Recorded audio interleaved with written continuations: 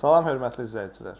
Bəzən sual verirsiniz ki, hamiləlik vaxtı mən yırtıq əməti ola bilərəmmi? Texniki olaraq bu işi görmək mümkündür. Amma daha yaxşı olar ki, yırtıq əməliyyatlarını ümumiyyətlə ya hamiləlikdən öncə yırtıq əməliyyatını elətdirirsiniz və sağalırsınız, sonra hamiləlik planlaşdırırsınız. Və yaxud da ki, hamiləliyi bitirirsiniz, bir müddətdən sonra əzələ tonusları çəkilir və əzələ öz yerini aldıqdan sonra əməliyyat olunursunuz. Bu, daha yaxşı nəticə verəcək deyə düşünürəm. Bundan başqa bir sualda vermişdiniz ki, öd kisənizdə daş var, hamiləlik vaxtı, keser əməliyyatı vaxtı, demək, öd kisəsinin əməliyyatını oluna bilərəmmi? Öd kisəsi əməliyyatını keser əməliyyatı ilə üst-üstə salmağı ümumiyyətlə tövsiyə etmirəm. Çünki bu əməliyyatlar mahiyyət etibarilə bir-birindən uzaq məsafədədir və texniki cəhətdən çətinlik yarada bilər və bu çətinlik sizin gələcək həyat fəaliyyətinizdə sizə mənfi təsir edə bilər. Ona görə öd kisənizdə daş varsa, zaten bu daş hamiləlikdən öncə olduğunu siz bilirsiniz. Ona görə öd kisəsi əməliyyatını elətdirin, sonra hamiləliyi planlaşdırın. Bu daha ideal bir variantdır. Çünki hamiləliyin bəlli bir müddət sonra, əsasən 6 aydan sonra artıq hamilə olan uşaqlıq gəlib, demək, göbək üstü nahiyyə qədər dirənir və qarın daxili təzyiqi artırır. Belə olduğu təqdirdə öd kisəsində daş olarsa, çox ciddi pristuplar yaşaya bilər həmin hamilə xanım.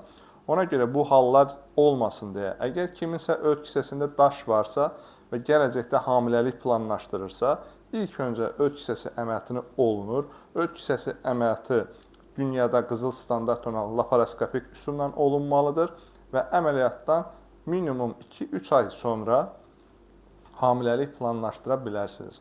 Belə olduğu halda normal bir hamiləliklə heç bir fərqi olmayacaq və siz gələcəkdə öd pristupları yaşamaq təhlükəsini yaşamayacaqsınız. Deyək ki, hamiləsiniz, indiyə qədər öd kisəsinin daşın olduğunu bilmirsiniz.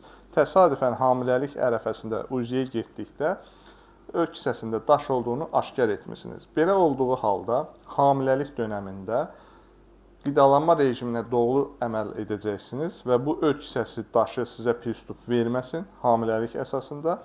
Və hamiləliyi bitirdikdən sonra, minimum 40 gün keçdikdən sonra yenə də laparoskopik üsulla xolistektomiya əməliyyatını, yəni öd kisəsi əməliyyatını olunmanızı tövsiyə edirəm. Bəzən sual verirlər ki, mən keser əməliyyatı olmuşam və laparoskopik əməliyyat olunmaqda bir problem varmı? Keser əməliyyatından sonra 40 gün keçdikdən sonra artıq zahılıq dönəmi bitir. Zahılıq dönəmindən sonra bəli, laparoskopik əməliyyat olunmaqda heç bir problem yoxdur.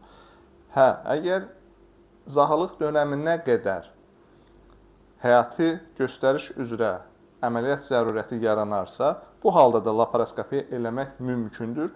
Heç bir əks göstəriş yoxdur.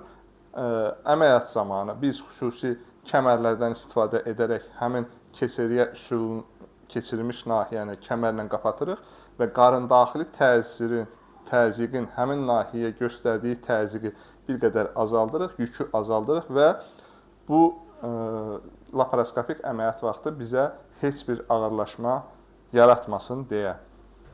Əgər sizdə və yaxud yaxınlarınızda bu mövzu ilə bağlı suallar vardırsa, buyurun videonun altından yazın. Mən Doktor Ramil Nadirov sizin suallarınızı cavablandıracağım.